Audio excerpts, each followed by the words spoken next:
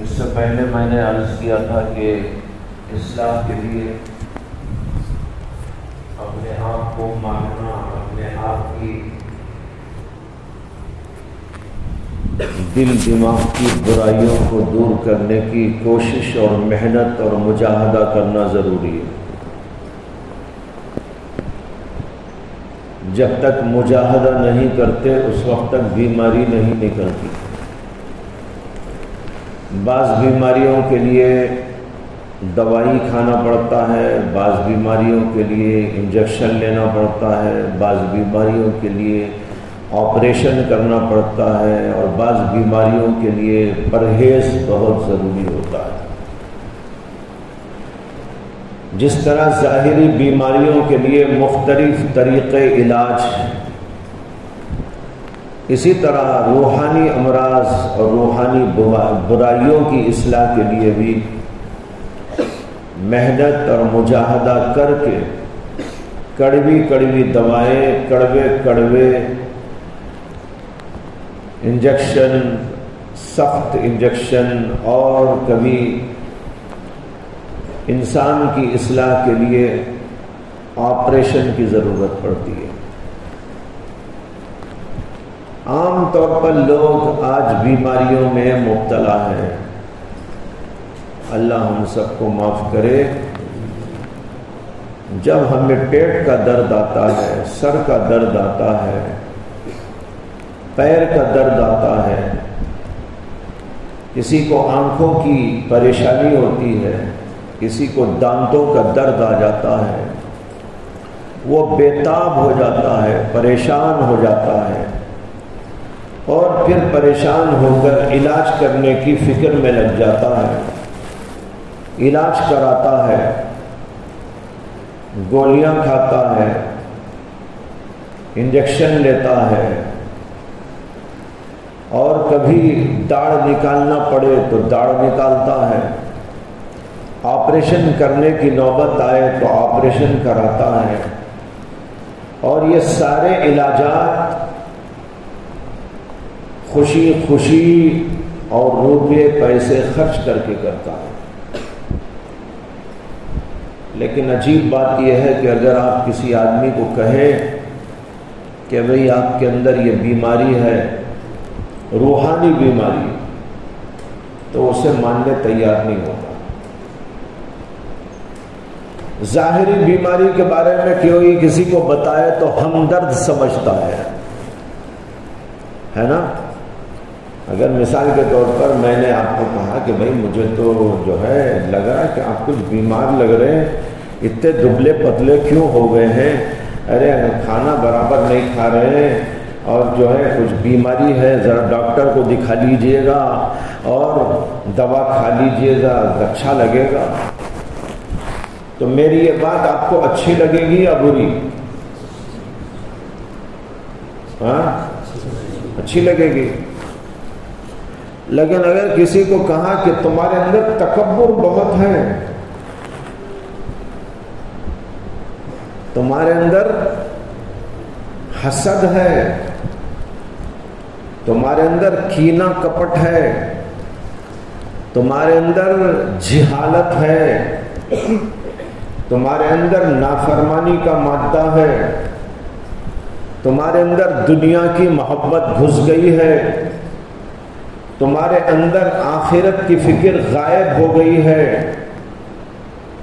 یہ بھی تو بیماریوں ہی کے نام ہے، جیسے دنیا کی بیماریوں کے نام ہے نا، الگ الگ، پیٹ کا درد، سر کا درد، دانت کا درد، بخاروں میں کئی قسم کی بخار، کالرا بخار، اور کیا ہے، ٹائیفائڈ بخار، ملیریا بخار، الگ الگ قسم کی بیماریوں کے نام ہیں۔ اگر یہ کہا جائے کہ آپ کو یہ بیماری لگ رہی ہے تو آپ کو غصہ بالکل نہیں آتا ہے؟ لیکن اگر یہ کہہ دیا آپ نے تکبر ہے تو اس کا دماغ اور اوپر چڑھ جاتا ہے۔ اگر کہا جائے کہ بھائی آپ کے اندر جہالت کی بیماری ہے ذرا قرآن پڑھو، حدیث پڑھو، دین پڑھو. تمہارے اندر تو دین کا علم نہیں ہے، جہالت کی بیماری ہے. جہالت تو بہت بڑی بیماری ہے. تو یہ ماننے آدمی تیار نہیں ہوتا. یہاں یہ بات یاد رکھنا چاہیے، بیماری کو بیماری تسلیم نہیں کرنے والا جو ہوتا ہے وہ اصل میں پاگل ہوتا ہے. کون ہوتا ہے؟ پاگل. آپ کسی پاگل کو پاگل کہیں، مانے گا وہ کہے گا میں اتنا بڑا عقل مند ہوں، تم کو عقل سکھا دوں گا. وہ یہ نہیں مانے گا کہ میں پاگل ہوں. اس سے یہ سمجھ میں آتا ہے کہ بیماری کو بیماری نہ ماننا یہ پاگل پن ہے. یہ پاگل پن آج پوری دنیا پر مسلط ہے، الا ماشاء اللہ کچھ لوگ ہیں، لیکن عمومی طور پر کوئی تسلیم کرنے تیار نہیں کہ بھی بیمار ہوں. ہم نے تو مشائخ کو دیکھا ہے جو کہتے ہیں میں بیمار ہوں، مریض ہوں.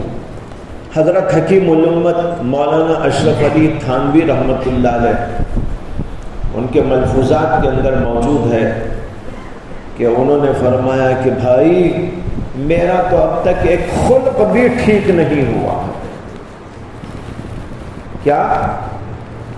میرا تو ابھی تک ایک خلق یعنی ایک اخلاق بھی ٹھیک نہیں ہوا ہے. اتنا بڑا آدمی یہ کہہ رہا ہے کہ میرے اندر تو اتنی بڑی بیماری ہے. حضرت حکیم الامت تھانوی رحمۃ اللہ علیہ فرماتے ہیں کہ اگر، اور یہ اس زمانے میں حضرت نے فرمایا تھا جس زمانے میں ان کی عمر تقریباً 80 برس کی تھی، 80 کے لگ بھگ تھی، بڑھاپے کی عمر تھی، تقوی کا پہاڑ تھے، علم کا سمندر تھے. ساری دنیا ان کی بزرگی پر، ان کے تقوی پر، ان کے طہارت پر اور اعلیٰ معیار کی طہارت اور تقوی پر گویا کہ متفق تھی. ان کے علم کے اوپر ساری دنیا کا گویا اتفاق تھا. لیکن اس کے باوجود بڑھاپے کے اس عالم میں جب ان کی عمر 80 برس کی تھی تو کوئی سلسلے گفتگو آیا تو فرمایا کہ اگر کسی جگہ تنے تنہا میں ہوں اور وہاں پر کوئی عورت ہو تو میرے نفس پر مجھے بھروسہ نہیں ہے. سمجھ میں آ رہی بات ہے؟ چھوٹے بچے تو نہیں سمجھ سکتے، لیکن سب جوان بیٹھے ہوئے ہیں. سمجھو کتنی بڑی بات ہے. بڑھاپے کا عالم، تقوی کا عالم، علم کا یہ عالم، شہرت کا یہ عالم، زندگی ان کی جو گزری وہ سب لوگوں کو معلوم. اس کے باوجود فرمایا کہ اگر کوئی تنہائی کا موقع ہو وہاں عورت آ جائے مجھے میرے نفس کے اوپر بھروسہ نہیں. لیکن ہم لوگوں کو کتنا اپنے اوپر اعتماد ہے، ہم لوگوں کو اپنے اوپر کس قدر ناز ہے. میں بیمار نہیں ہوں، مجھے کوئی بیمار کہہ دے تو میں مار دوں گا اسے، مجھے کوئی بیمار کہہ دے تو ہرگز قبول نہیں. یہ ہمارا مزاج ہے. تو یہ عرض کر رہا تھا کہ بڑے بڑے حضرات اتنے بڑے مقام پر پہنچنے کے باوجود بھی اپنے آپ کو کبھی بری نہیں کہتے تھے. تب جا کر ان کی اصلاح ہوتی تھی. انہوں نے اپنی اصلاح کی فکر فرمائی تھی. قرآن مجید کے اندر حضرت سیدنا یوسف علیہ السلام کا جملہ موجود ہے. کیا فرمایا؟ وَمَا أُبَرِّئُ نَفْسِي إِنَّ النَّفْسَ لَأَمَّارَةٌ بِالسُّوءِ. کس کا جملہ ہے؟ حضرت یوسف علیہ السلام کا. کب کہا ہے؟ ارے ایک عظیم واقعے کے بعد، بلکہ حیرت انگیز واقعے کے بعد عورت نے بہکایا تھا،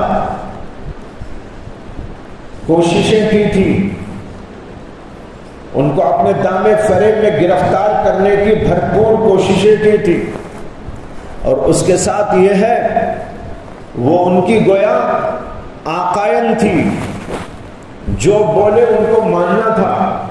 ان کے گھر میں بحیثیت غلام کے وہ رہ رہے تھے، اس کے باوجود وہ بچ کر وہاں سے نکلے، اور اس کے باوجود یہ فرما رہے ہیں وَمَا أُبَرِّئُ نَفْسِي، میں اپنے نفس کو بری نہیں قرار دے سکتا، إِنَّ النَّفْسَ لَأَمَّارَةٌ بِالسُّوءِ، کیونکہ نفس تو برائی کا حکم دیا کرتا ہے، برائی کا بہت حکم دینے والا ہے۔ بھائی اپنے اوپر رحم کرو، اپنے اوپر کرم کرو، اپنے آپ کے اوپر غور و فکر کرو کہ ہم لوگوں کا حال کیا ہے۔ گناہ پر گناہ ہیں، برائیوں پر برائیاں ہیں، رذائل پر رذائل ہیں، لیکن اس کے باوجود اصلاح کی کوئی فکر ہمارے اندر موجود نہیں ہے کہ ہمارے اندر سے نکل جائے یا برائیاں نکل جائیں۔ یہ دیکھو، اگر ہم نے یہاں پر اپنی برائیوں کا علاج نہ کیا تو پھر یہ ہوگا نتیجہ کہ یہ برائیاں ہمارے ساتھ قبر کے اندر بھی جائیں گی۔ اور پھر اس کے بعد حشر میں بھی آئیں گے۔ ایک بزرگ نے ایک بات لکھی، مجھے یاد آئی، انہوں نے فرمایا کہ کوئی آدمی دنیا میں اپنی اصلاح کر لیتا ہے اور اپنے آپ کو پاک باز بنانے کی کوششوں میں لگ جاتا ہے اور کام وہ اپنا بنا لیتا ہے تو سیدھا یہاں سے جنت میں چلا جاتا ہے۔ لیکن اگر کوئی آدمی دنیا میں اپنا علاج نہیں کرایا تو اسے آخرت کے اندر ایک ہاسپٹل میں ایڈمٹ کیا جائے گا۔ جنت میں جانے سے پہلے ایک ہاسپٹل میں ایڈمٹ کیا جائے گا۔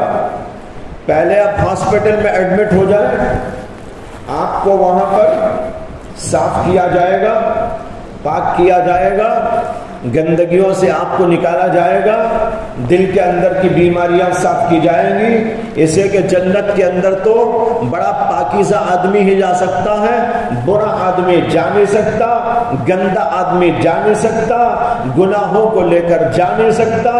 ارے کیا بات ہے، ایک بزرگ کی بات یاد آ رہی ہے، انہوں نے کہا آدم کا اللہ نے جنت مقام بنایا تھا، جب آدم علیہ السلام سے جنت کے اندر رہتے ہوئے ایک سرزد ہو گئی بات نہ ہونے کی، اللہ نے ان کو جنت سے نکال کر دنیا میں بھیج دیا ہے نا۔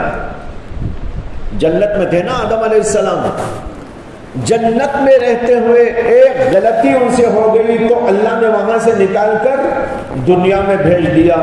تو جو آدمی دنیا میں رہ کر گناہ پر گناہ پر کرے وہ جنت میں کیسا جائے گا؟ جنت میں تو پاکیزہ میں جائے گا۔ اس لیے میں نے کہا کہ ایک بزرگ کہتے ہیں کہ اگر ہم نے یہاں اپنے آپ کی اصلاح نہیں کی تو یہاں سے جانے کے بعد، چونکہ مومن تو ہے نا، مومن کے لیے اللہ نے جنت رکھی ہے، اعدت للمتقین، یہ متقیوں کے لیے اللہ نے بنا رکھی ہے، لیکن اب اسے متقی بننا ہے دنیا میں۔ اگر متقی دنیا میں نہیں بنا تو اللہ اس کا ایک قدرتی انتظام کریں گے۔ وہاں ایک ہاسپٹل ہے، کیا ہے؟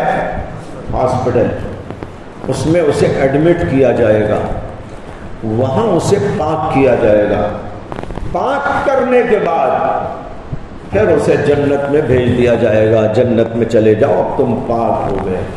آج سمجھ رہے ہوں گے کہ وہ ہاسپٹل کیا ہے؟ کیا ہے ہاسپٹل؟ وہ جہنم۔ جہنم کافروں کے لیے عذاب ہے، مومنوں کے لیے تزکیے کی جگہ ہے، پاکی صفائی کی جگہ، وہاں پاک کیا جائے گا۔ بھائی تم تو دنیا میں پاک نہیں ہوئے، اللہ نے کہا یہ کرو پاک ہو جاؤ، یوں کرو یوں کرو یوں کرو، تم تو پاک ہوئے نہیں، اب تم کو پاک کرنا ہے، پاک کریں گے، چلو جہنم کے اندر جاؤ۔ تم کو سونے کو پاک کرنے کا طریقہ کیا ہوتا ہے معلوم ہے کیا؟ آگ میں ڈال کر پکاتے ہیں۔ مومن بھی سب سونا ہی سونا ہے۔ مومن کیا ہوتا ہے اللہ کی نگاہ میں؟ سونا، لیکن میل چڑھا ہوا ہے اس کے اوپر، گناہوں کا میل، گناہوں کی گندگی، گناہوں کی ناپاکی، وہ سونا جا کر بالکل کچھ عجیب سا ہو گیا ہے۔ اب اس کو آپ کسی سنار کے پاس جب لے کر جائیں گے تو سنار کیا کرے گا؟ بھٹی میں رکھ کر اس کو تپائے گا۔ جب گرم گرم بھٹی میں آگ میں اس کو تپائیں گے، سونے کے اندر کا وہ کالا پن ختم ہو جا کر چمک اس کے اندر پیدا ہو جائے گی۔ اسے اللہ کیا کریں گے؟ مومنوں کے اس سونے کو جس کے اوپر گندگی کا خول چڑھ گیا ہے، گناہوں کا خول چڑھ گیا ہے، اس کو صاف کرنے کے لیے جہنم کے اندر ڈال کر ان کو تپایا پکایا جائے گا، پھر وہاں سے نکال کر جنت میں پہنچایا جائے گا۔ اب آپ کی مرضی ہے، یہاں پاک ہو جاؤ یا یہاں پاک ہو جاؤ، ترجیح آپ کے اوپر ہے۔ آپ کون سے مقام کو ترجیح دیں گے؟ یہاں پاک ہو جانا ہے الحمدللہ بہت اچھا، اگر نہیں یہ کون یہاں کرے گا، بھائی یہاں تو کھائیں گے پیئیں گے مزے اڑائیں گے دیکھیں گے، وہاں ہاسپٹل میں جا کر ہو کر اس کے بعد چلے جائیں گے۔ ٹھیک ہے، اچھا لگتا ہے، تو معلوم ہوا کہ یہی اپنے آپ کو ٹھیک کرنا ضروری ہے۔ ہر آدمی اس بات کی کوشش میں لگ جائے کہ میں دنیا میں پاک ہو جاؤں، صاف ہو جاؤں، گناہوں کا زنگ میرے سے نکل جائے۔ ایک حدیث میں آتا ہے کہ اللہ کے نبی صلی اللہ علیہ وسلم نے فرمایا جب آدمی گناہ کرتا ہے اس کے دل کے اوپر زنگ لگ جاتا ہے، ایک دھبا لگ جاتا ہے، دوبارہ کرتا ہے اور ایک لگتا ہے، دوبارہ کرتا ہے اور ایک دھبا لگتا ہے، پھر کرتا ہے اور ایک دھبا لگتا ہے، دھبے لگتے لگتے لگتے پورے کا پورا دل کالا ہو جاتا ہے۔ اللہ کے نبی نے فرمایا یہی وہ کالا پن اور یہی وہ جو ہے زنگ ہے جس کا اللہ نے قرآن میں ذکر فرمایا ہے، کلا بل ران علی قلوبہم، ان کے دلوں کے اوپر زنگ لگ گیا ہے۔ اللہ کے نبی کہتے ہیں یہ ہے زنگ، اس زنگ کو دور کیسے کریں؟ بعض وقت اللہ کے نبی نے فرمایا کہ دلوں پہ زنگ لگ جاتا ہے، صحابہ نے پوچھا کہ یا رسول اللہ کیسے زنگ کو دور کیا جائے؟ آپ نے کہا کثرت تلاوت القرآن و ذکر حازم اللذات، ایک کام یہ کرو موت کو کثرت سے یاد کرو اور قرآن کریم کی کثرت سے تلاوت کرو۔ قرآن کی تلاوت، موت کی یاد، موت کو جب آدمی یاد کرے گا گناہ کہاں کرے گا؟ موت یاد آتی رہے گی گناہ چھوڑتا چلا جائے گا، یہ اللہ کے نبی نے فرمایا۔ تو بھائی ہم سب لوگوں کو یہ کام کرنا ہے، کیا؟ اپنے آپ کو پاک و صاف کرنا۔ میں نے عرض کیا تھا یہ پاک و صاف یوں ہی نہیں ہو جاتا، یا تو یہاں کی ہاسپٹل میں داخل ہو جاؤ یا نہیں تو وہاں کی ہاسپٹل میں داخل ہو جاؤ، کوئی نہ کوئی ہاسپٹل میں ایڈمٹ ہونا ہے۔ دنیا کے ہاسپٹل میں ایڈمٹ ہوں گے تو یہاں علاج ہو جائے گا، یہاں نہیں کریں گے تو پھر وہاں علاج ہو جائے گا۔ یا آپ کے اوپر ہے، آپ جو ہے سوچ کر بولیے کون سی جگہ آپ مناسب سمجھتے ہیں، یہاں مناسب سمجھتے ہیں تو یہاں کر لیجئے گا، یا وہاں مناسب سمجھتے ہیں تو وہاں کر لیجئے گا، یہ آپ کے ذمہ ہے، سوچ کر کل بتانا۔ ٹھیک ہے، سوچیں گے کل تک یہی علاج کر لیں گے، یہی علاج کرنا ہے، ماشاءاللہ۔ یا نہیں تو سوچ لو، نہیں بھائی یہاں کہاں کریں گے، وہیں جا کے کر لیں گے۔ وہ قدرتی ہاسپٹل ہے اللہ کی، وہاں داخل کر کے بس صاف و پاک کر کر چھنا چھنایا سونا اللہ جنت میں بھیج دیں گے۔ لیکن کسے برداشت کی طاقت ہے؟ ایک لمحہ بھی کون برداشت کر سکتا ہے؟ اس لیے ہمیں کوشش یہی کرنا ہے۔ لیکن یہاں کی ہاسپٹل میں ایڈمٹ ہو کر علاج کرنے میں ذرا محنت یہ لگتی ہے، ذرا محنت لگتی ہے. جیسے میں نے پہلے بھی کہا تھا کہ ڈاکٹر کہیں دبا دبا کے نکالتا ہے، جو پس جمع ہو گیا ہے اسے نکالتا ہے، کہیں انجیکشن دیتا ہے، کہیں دوائیاں کھلاتا ہے، کہیں کچھ اور کرتا ہے. یہاں بھی وہی سب کچھ آپ کو کرانے تیار ہونا چاہیے. میں نے کہا تھا اب اگر آپ یاد دلائیں گے تو میں ایک واقعہ سناؤں گا. آپ نے یاد دلایا نہیں، اب یاد آیا مجھے. انشاءاللہ کل یاد دلاؤ پھر سنا دیں. وآخر دعوانا ان الحمد للہ رب العالمین.